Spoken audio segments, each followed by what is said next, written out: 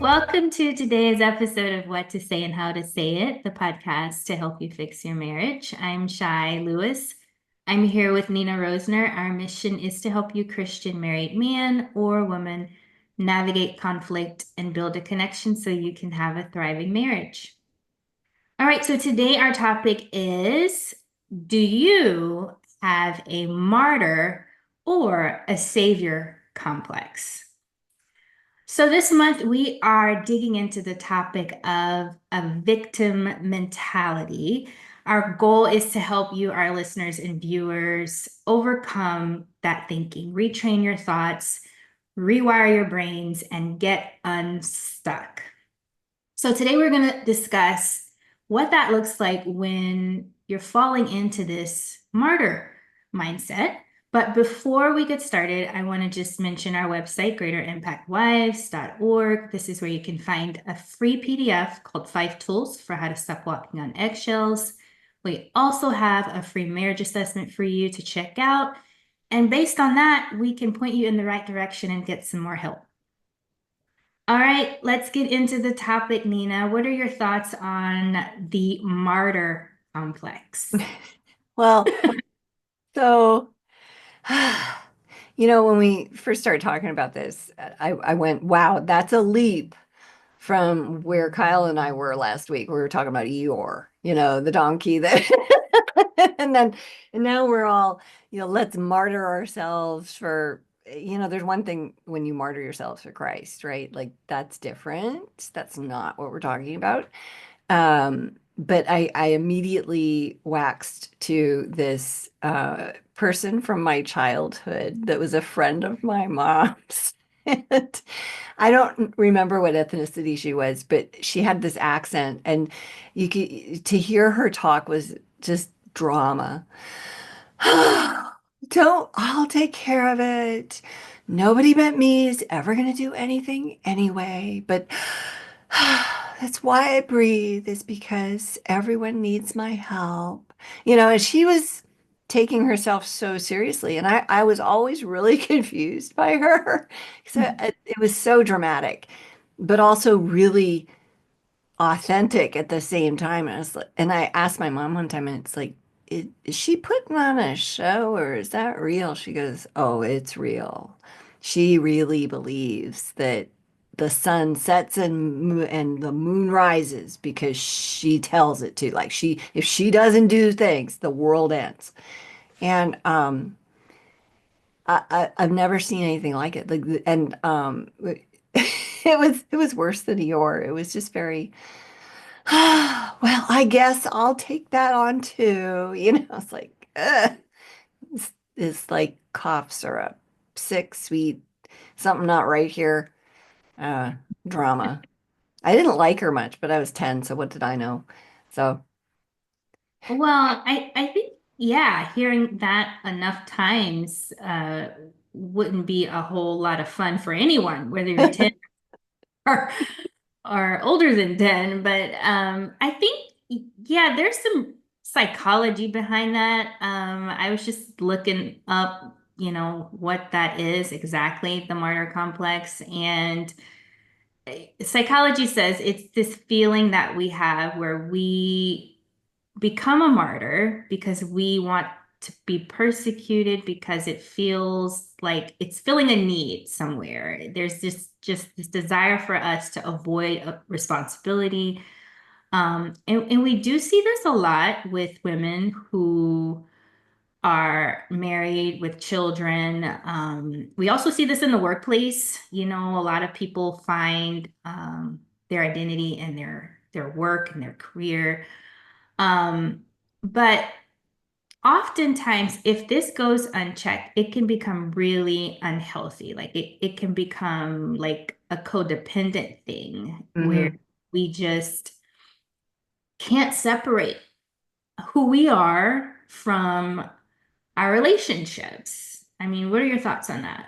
Well, I think it's a very real thing, and I want to make sure we separate it from everyone who's ever been a mother or who is now that really is responsible for changing the toilet paper. Like the 7-year-old's not going to do that. Like you probably have to ask them, right?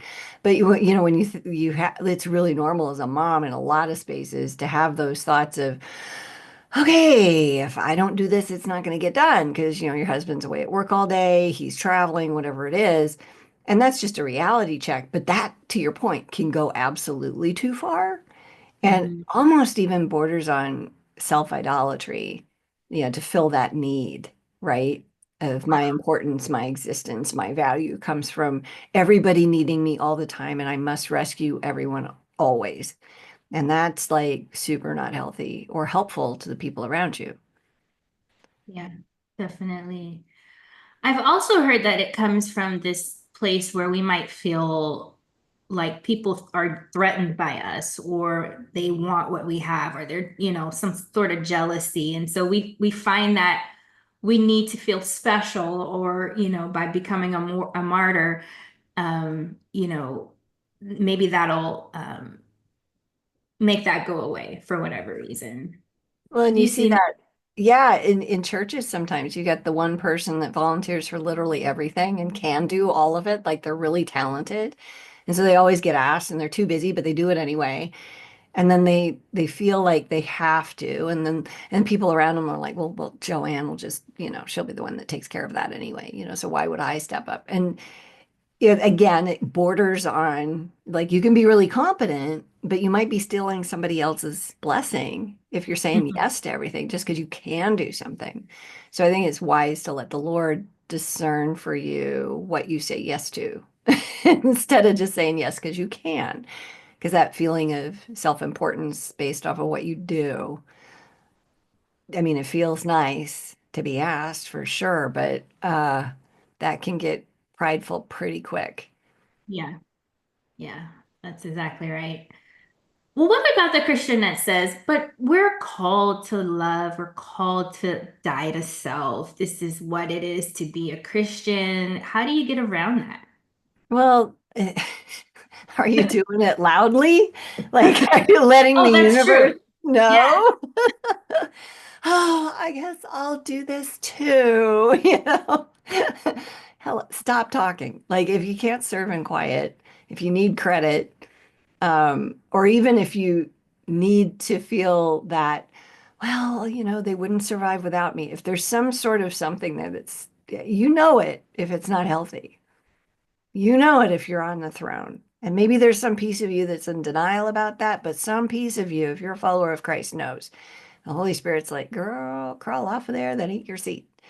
And I'm saying girl as if it's only women that do that, but it is a lot of women. I mean, I see that more with women, but I also primarily work with women. I've worked with a lot of executives. I don't see that. I sometimes you'll see it with business owners, but it's a different thing. It's not a martyr complex. I'm afraid somebody else is not going to do this really well and it's going to screw up my business, you know, which is a little form of that, but it's not from the standpoint of I have to be needed to feel good about me. That's different.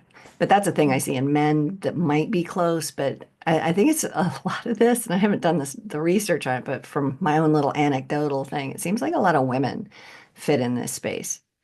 So if somebody knows something different or has a study, I'm open to it. Bring it on. I'd love to think something different there. Like really, I would. No, I think you're right. It's almost like the unhealthy way of being helpful. It's kind of contaminated or corrupted, I guess is the word Yeah. I'm looking for. Yeah. So and women, that's what we do. We help. So I can see how Mhm. that would align with what you're saying. Another way that we think of this is a savior complex. So, this thing that we do where we feel like people need us to change or they need us to help with their redemption. And so we get in the way of their process or we get involved too much in their process. And it's almost like we're telling God he's not enough. Mhm. So, what do you think about that? I think that is a terrible thing. I think Yeah. people are tempted into that. And sometimes it comes from a good intention at the beginning, but boy, if you're not led by God to be in that space, yeah, to your point, you're often wrong and in the way, right? And there's a great book that deals with helping people without hurting them. And the title's escaping me. I'll see if I can find it and put in the notes. But the whole purpose of that is, you got to go where you're led to go, where Jesus has sent you on mission. Because if you're going on your own volition without checking in with him, then you may be totally subverting the plan, doing things for people that they should be doing for themselves. Yeah. Yeah. Yeah. And I could see that being very common in parenting, being the savior, the rescuer, getting in the way of the child's development. That's a slippery slope. Yeah, Yeah. it really is. And it's easy to get into because you want your kid to succeed, right? You want them to do well. We showed up at sixth grade one time. I homeschooled my kids mostly, but I needed a break from one of my children. He needed a break from me too. So I sent him to sixth grade. And we showed up with this project that he'd done all on his own, and the other kids had their projects too. And they were these poster board things that professionals had done, like parents had put together using software packages, Adobe Illustrator. Like these kids didn't know how to use it, right? But you could just tell. And so he went in with his thing that he did all by himself, which looked like a sixth grader did it.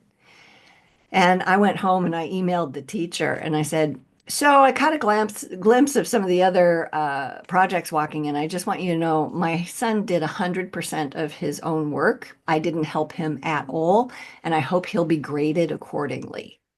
And he got an A. I was really pleased with that outcome. But I was a little nervous because you see what was there, and and I've seen this with bug collections too, like the dioramas that people make for fourth graders that like there's no way in the universe they have the motor skills to do that or the creativity to come up with these things that are the size of a small football field, right? And that's an exaggeration, but you know what I'm talking about. Mhm, mhm. Yeah, it's just parents, you went to fourth grade. Let your child do it, please. That's yeah. Doesn't help them. Okay, I'll get off my soapbox. Sorry. Climbed up Uh, there so fast. That's a great example. And again, we justify these things in our head, but yeah, yeah, usually there's something behind that, some psychology that's happening that's unchecked. Well, and you do a lot of reading about this stuff, and I have friends that worked in nursing homes and have done hospice, and they all say the same thing. You never do for someone something they can do for themselves because you're stealing their confidence. Wow. And I think that's a pretty big theft. Because at the end of the day, your kid knows they didn't do all that project. They didn't get the A. Mom did. What they were going to do wouldn't have been good enough. So we steal their confidence. And yeah, we probably need to go to bat for them when we see what the other parents are doing. I'm sorry. I already went to fifth grade, so I don't need to do that again. That's my kid's job. And and so when we allow them to do that at the level they're actually at, they earn what they earn and they feel good about it. And it's the same thing with old people. As I get closer to being old, right? My son, he's so sweet. He's one of my kids. He's over here a lot, and he's like, "Can I help you with?" And I'm like, "Thank you so much, but no." And it's like I don't do it as well as I used to, probably. But his heart is to help. But everything I've read is like, no, you got to do this yourself, even if it takes 15 times longer. Because if you, and my friend who's a physical therapist, doctor, she says, if you give in to that, then you'll give into something else, and you give into something else. And that's how people age. You got to just act like you're young and take longer, do the things, and don't do things for your parents that they can do for themselves. The best nursing homes they let people do for themselves as much as possible. And other outsiders will be like, that's so cruel. It's like, no, it's not. That's independence. That's autonomy. That's healthy for them. That's their confidence. Don't steal it. So, Yeah. Yeah. It's their dignity too. yes, Mhm. yes, good word. All right. Another way this can show up is in an act of penance. So sometimes we'll feel like I know, right? It's so bad. We deserve just this pain and suffering because I don't know, we did something we weren't supposed to do. And so we use that as an excuse. Have you seen that? Not up close and personal. Um, um, I have the opposite problem, honestly. Um, I believe you though. I think that exists. Yeah. I haven't really seen, I have heard people say, well, I deserve this because I did blah, blah, blah, blah. But, um, and maybe that's the mindset that they're in is that, I've got to be this victim because, now that you say that, I'm thinking of a couple of clients that are like, yeah, this is my punishment. It's like, oof. hmm It's sad, right? Yeah, fair. Yep. All right. So, what are some ways we can overcome this martyrdom thinking? One of the things that the definition said in itself of the martyr complex is that this is a desire to avoid responsibility. So, what are your thoughts around taking responsibility? I mean, we know no one is coming to save us. We teach them all the time. How does that help us to overcome that thinking? Well, when you're a victim and you're in that mindset, it's a helplessness. You have no agency, you can't impact anything around you. So you're at the whim of your circumstances and your surroundings. It's helpless. When you take responsibility, then there's opportunity. There's an energy that comes with that. You get a dopamine hit from going, okay, this needs to be different. What can I do? And then creative thought then opens up. But when you're a victim, you don't have any creative problem solving solutions because you're waiting on this other person to do something different. And they probably won't. If you've been trying for 10 years to get them to be different, stop. You're wasting your energy. How about you be different? Take responsibility for how you're going to walk through your life and what you are and aren't going to participate in. Then you can change things. That and only then, because we never see the victim mindset work well for people. Matter of fact, it usually runs people off. That Mhm. blaming, the complaining, the woe is me, ugh, Mhm. you know. And then even worse, the you can't do this without me attitude, that's that heavy savior, martyr syndrome, thick, you need me to succeed kind of thing that's just, oh, the world wouldn't be good without me, the depth of the syrupy, sweet, nasty that is. Like, I just can't even. That's not healthy. Agency and taking responsibility is the most freeing thing that we can do. And it feels really unpleasant the first, say, 30 times you do it, but eventually you go, no, this is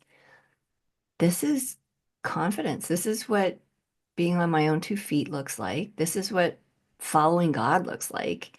Mhm. And there's a solidness to it. There's no fear or being blown about by the wind, if you will, in that space. You know where you're going, and then you feel like if there's a problem, I'll get through it. The Lord and I will figure this out together.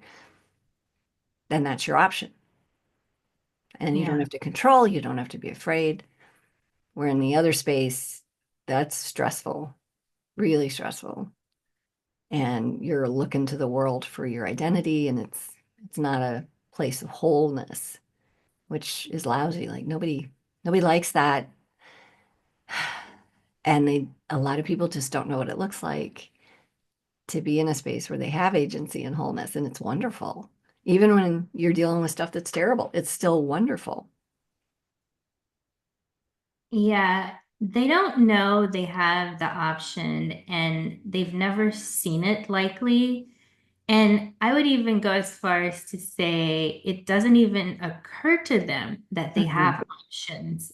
And Yeah. I think that's one of the wonderful things about coaching is you get asked those questions like, well, what if you didn't do this for this Mhm.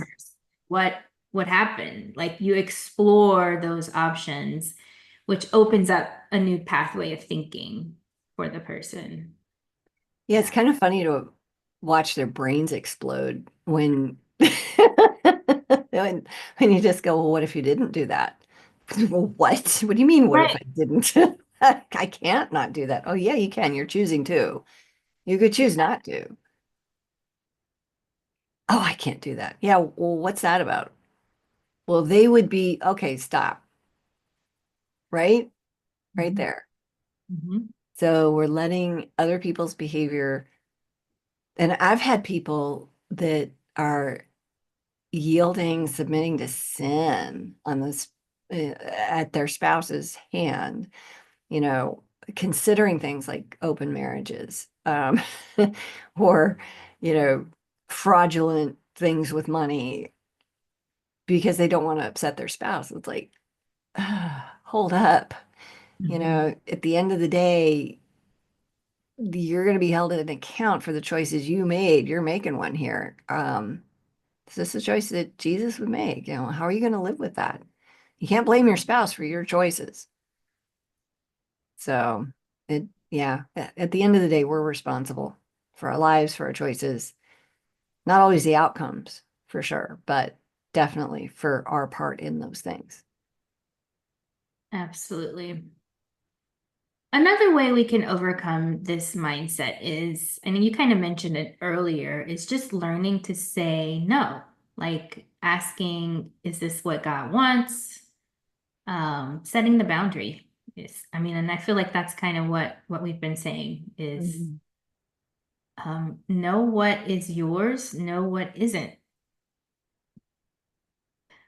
Um, Another way we can overcome this mindset is making yourself a priority. So we see this also in marriages where we start to put our needs first, and there's just this guilt that comes with that. But this is actually a healthy thing when you know how to make time for yourself and take care of yourself and meet your needs. That's not a bad thing to do.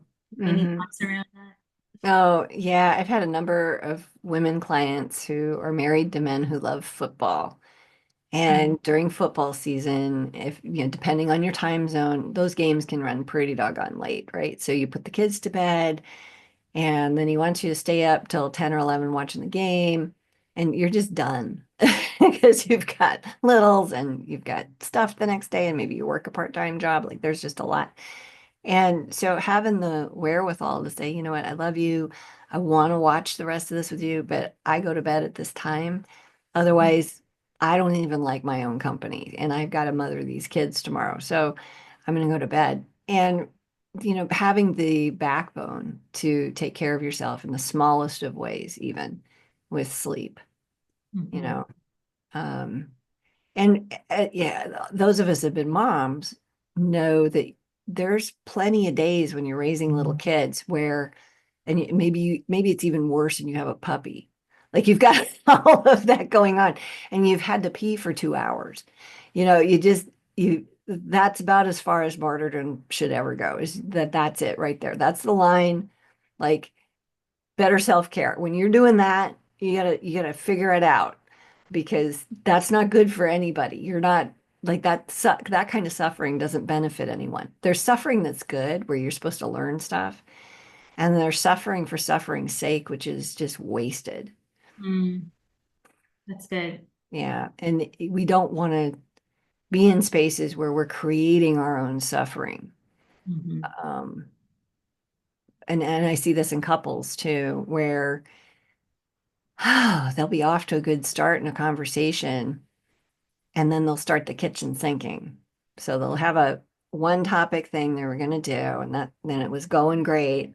And then somebody will bring in something else because to them it's related also to this thing that's happened 17 years ago. It's like, shut up, stop that. You're creating suffering. That you missed your opportunity to talk about that, and maybe you didn't even know how, and that's fine. Let it go. You have to do a lot of letting go in those places and forgiving of yourself and other people. Otherwise, you create more suffering. Stop it. Show up differently. Don't take it all so personally. Move forward. The end. It sounds so simple. It's not. I know. I know it's not because I'm thinking that person probably doesn't even realize Uh-huh. that's what they're doing. They're completely blind Hmm. to that Yeah. phenomenon. Yeah. Well, and that's why in the marriage intensive we have a couple boundaries we tell people right at the gate. This is what you need. You need a boundary of I don't have conversations when I'm emotional. Then we add the boundary of I don't have conversation when anybody's emotional. And then after that, after we've mastered that, we have conversations about one topic for less than 10 minutes at a Hmm. time. That's it. We quit when it's becoming emotional, or we quit when that topic's covered and we're done. And the problem that a lot of people make is, or that happens, is they think, okay, well, this went well, so we can talk about this other thing. It's like, no, you've used your skills for the day. You've been full, like your brain's tired now. Rest. Stop it. Yeah.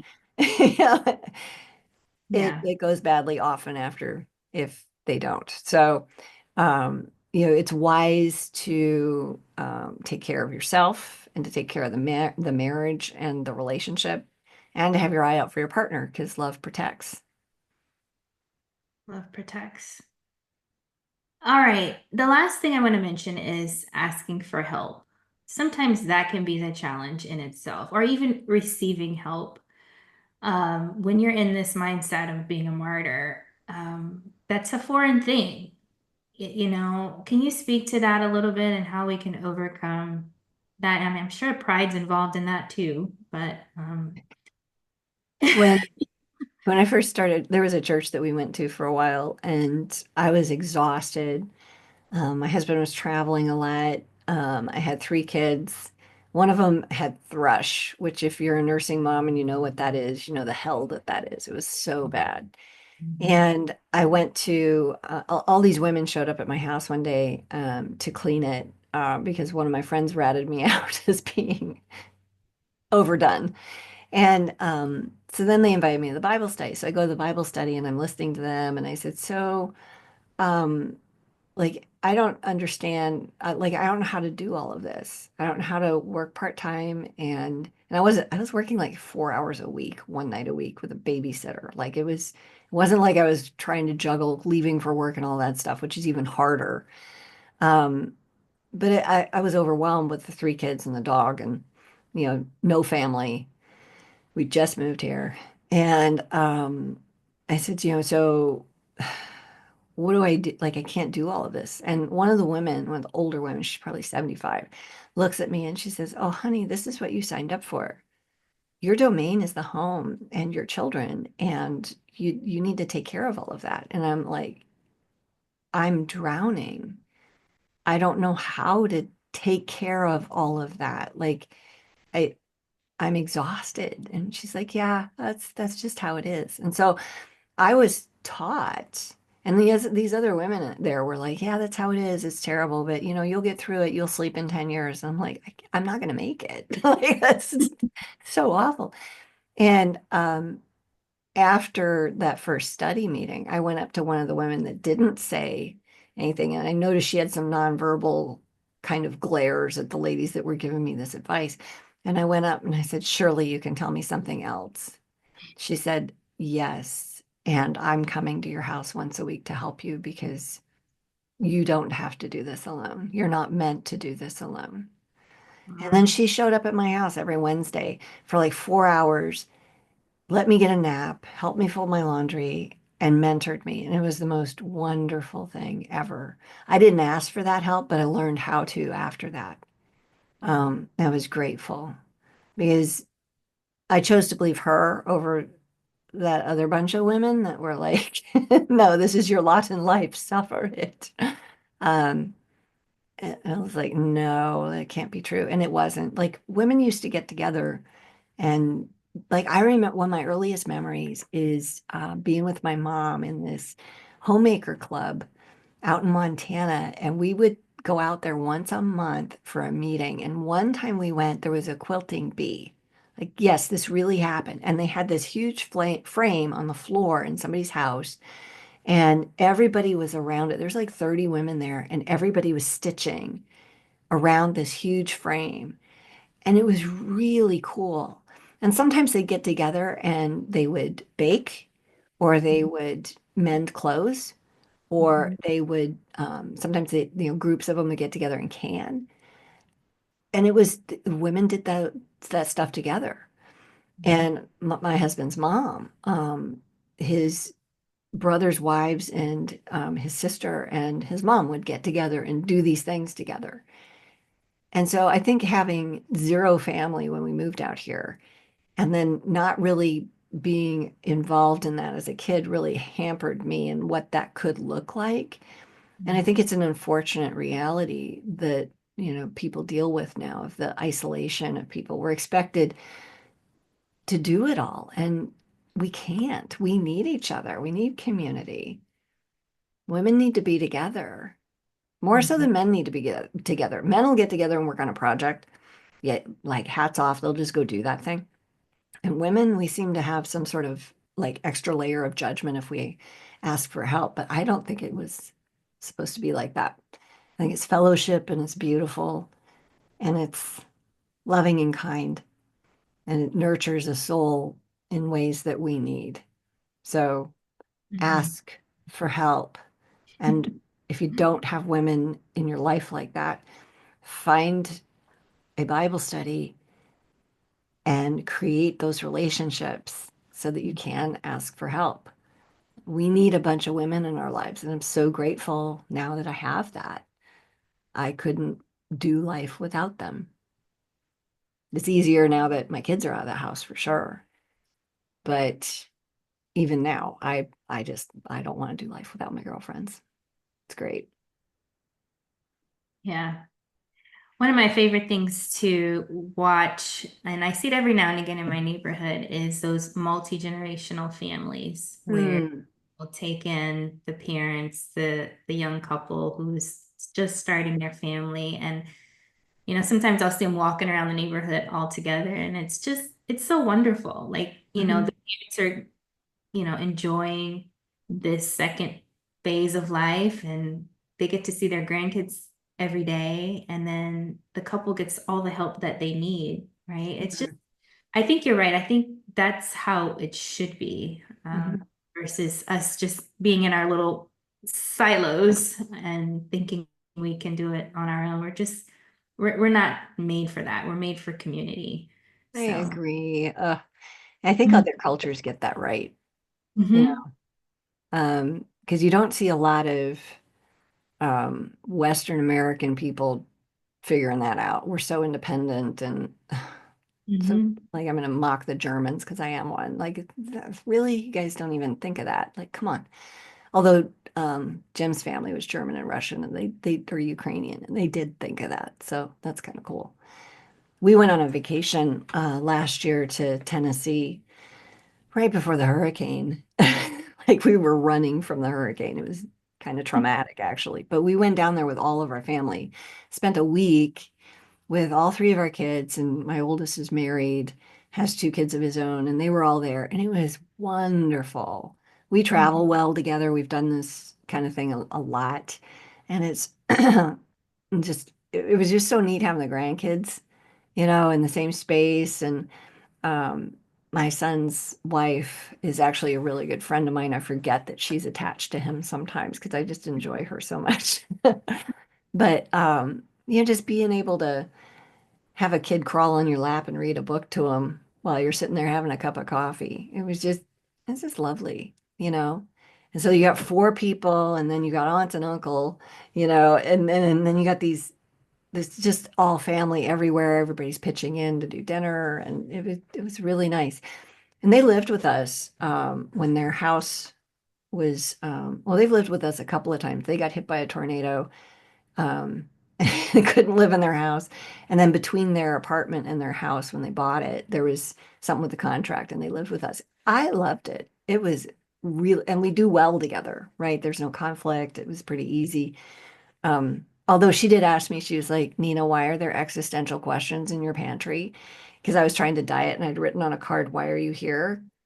Um, because I nibble when I'm I've got a writing project and I don't want to work on it, so I'll go get a snack instead. It's a really not smart way of procrastinating, but it was fun, right?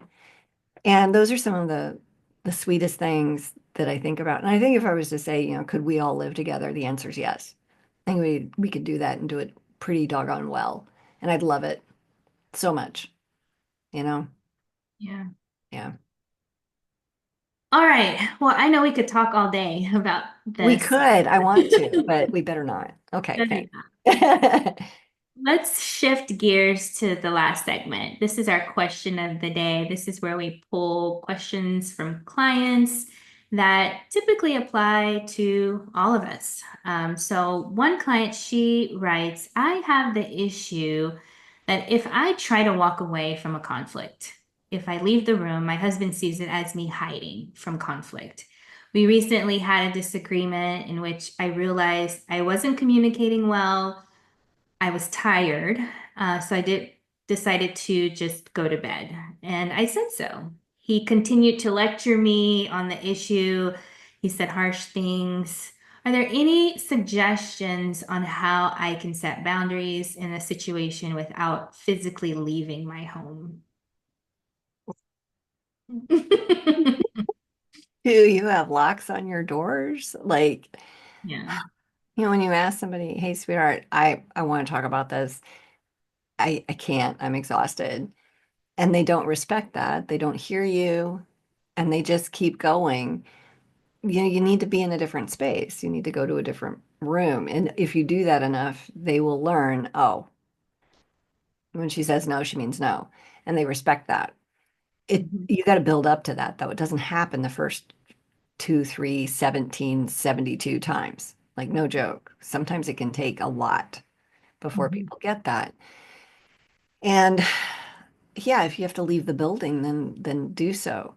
If you're trapped in a car, and this is a common thing too, people will say, well, what do I do when I'm in the car? And he won't stop berating me for blah, blah, blah. It's like, well, that's where you build a wall in your head and you be with the Lord. Some people would say, oh, you're intentionally dissociating. Well, those harsh words are not good to ingest.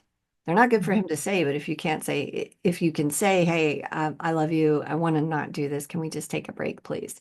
And if they insist on doing what they're going to do, then you can leave the conversation. Men can do this much more easily than women can. But that's a time to pray and that's a time to mentally check out. You don't need to listen to it. I know that sounds terrible. But if you cannot be present, if you don't have the wherewithal to engage in that, if you don't have the skill set, if you have the emotional triggering, like none of that's going to go well anyway. So why participate? Why pretend that something you are going to do here when you are triggered or when you're exhausted or don't have the skill set is going to go well? Why pretend that? You're better off to not participate. And you can do that in a respectful way. Just because somebody tells you you're not being respectful doesn't mean that that's true. And oftentimes they're the ones not being respectful.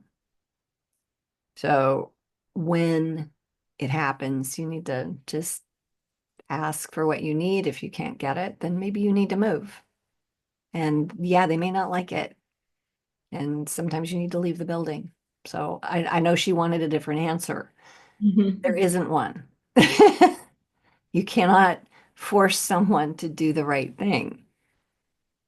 You can't force someone to be kind or care for you in a moment. You can make it worse if you go along with their leadership and it's terrible. You can definitely make it worse. So choose not to. Follow the Lord, submit to God, resist the enemy. He will flee. The end. The end. The end. It's a great way to end. All right. So, what will you do with the information you have today? We invite you again to check out our website and also, hey, check out the next episode on more content around how to navigate sticky situations and hard conversations and difficult conflict. All right. We'll see you next time. Thanks for joining.